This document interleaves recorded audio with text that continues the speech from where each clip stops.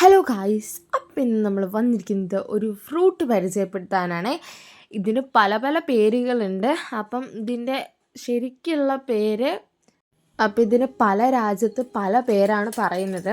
അപ്പോൾ ഇതിൻ്റെ ശാസ്ത്രീയമായ പേര് കലാബാഷ് എന്നാണ്. കുറേ പേരുകൾ ഇത് അറിയപ്പെടുന്നുണ്ട്. ഇതൊരു മെഡിസിനൽ പ്ലാന്റ് ആയിട്ടൊക്കെ ആയിട്ട് ഉപയോഗിക്കാറുണ്ട്. പിന്നെ നമ്മുടെ ചൈന ആ ഭാഗത്തോട്ടൊക്കെ ഇതിൻ്റെ തോട് വെച്ചിട്ട് പ്ലേറ്റ്സ് ഒക്കെ ഉണ്ടാക്കാറുണ്ട് കേട്ടോ. അപ്പം ഇതിന് ഓരോ നാട്ടിൽ ഓരോ പേരാണ്. ഫിലിപ്പീൻസ് ഇതിനെ മിറാക്കിൾ ഫ്രൂട്ട് എന്നാണ് പറയുന്നത്. നമ്മുടെ നാട്ടിൽ മിറാക്കിൾ ഫ്രൂട്ട് എന്ന് പറയുന്നത് വേറൊരു കുഞ്ഞ് റെഡ് കളർ സാധനമാണ്. പക്ഷേ അവരുടെ നാട്ടിൽ ഇതാണ് മിറാക്കിൾ ഫ്രൂട്ട്. ഇതുകൊണ്ട് നമുക്ക് കുറേ മെഡിസിൻസ് ഉണ്ടാക്കാൻ പറ്റും. അതുകൊണ്ടാണ് ഇതിനെ അവർ ഫിലിപ്പീൻസ് മിറാക്കിൾ ഫ്രൂട്ട് എന്ന് വിളിക്കുന്നത്. പിന്നെ റം ഫ്രൂട്ട് എന്നും വിളിക്കാറുണ്ട്. ബിക്കോസ് ഇതിൻ്റെ ഉള്ളിലൊരു സ്പോഞ്ച് പോലെയാണ്. അതെടുത്തിട്ട് നമ്മൾ വൈനൊക്കെ ഉണ്ടാക്കാനായിട്ട്, വൈന് റമ്മ് ഒക്കെ ഉണ്ടാക്കാനായിട്ട് യൂസ് ചെയ്യാറുണ്ട്.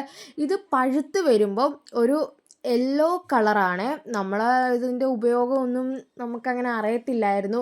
പിന്നെ നമ്മൾ ഒരു പ്രാവശ്യം വൈൻ ഉണ്ടാക്കി നോക്കിയിട്ടൊരു ചവർപ്പായിരുന്നു കേട്ടോ.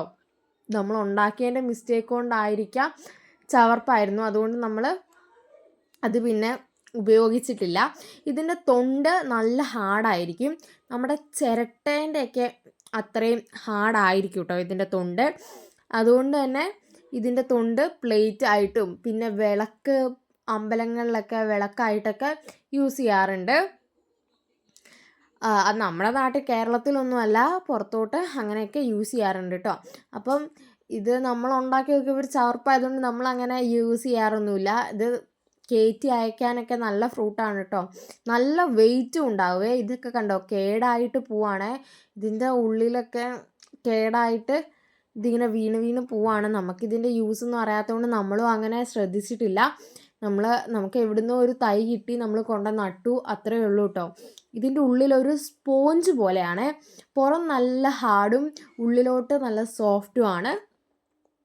എന്നിട്ട് അത് നമ്മൾ അടുപ്പത്ത് വെച്ചിട്ട് കുറച്ച് നേരം ഒരു 25 മിനിറ്റ്സ് ഒന്ന് ചൂടാക്കുക. എന്നിട്ട് അത് പിഴിഞ്ഞ് ജ്യൂസാക്കി ഫ്രിഡ്ജിൽ സ്റ്റോർ ചെയ്യുന്നവരുണ്ട്. വേണേൽ നമുക്ക് പഞ്ചസാര ഇടാം. പഞ്ചസാര ഇടാതെ വെക്കാറും ഉണ്ട്. അപ്പം പഞ്ചസാര ഇട്ടില്ലെങ്കിൽ ഒരു ചവർപ്പുണ്ടാവും. ഇത് കുടിച്ച് ഇറക്കി കഴിയുമ്പോഴായിരിക്കും ചവർപ്പ്. ചെറിയൊരു മധുരമുണ്ട്. അപ്പം നമ്മുടെ ഒരു മരത്തേൽ എനിക്ക് തോന്നുന്നു ഒരു എന്തായാലും ഒരു വർഷത്തേക്ക് ഒരു 100 കായൊക്കെ കിട്ടും. പിന്നെ ഇതിൻ്റെ വലിയൊരു പ്രത്യേകതയാണ് 365 ദിവസവും ഇതിനകത്ത് കായ ഉണ്ടാവും. അതാണ് ഇതിൻ്റെ ഏറ്റവും വലിയൊരു പ്രത്യേകത.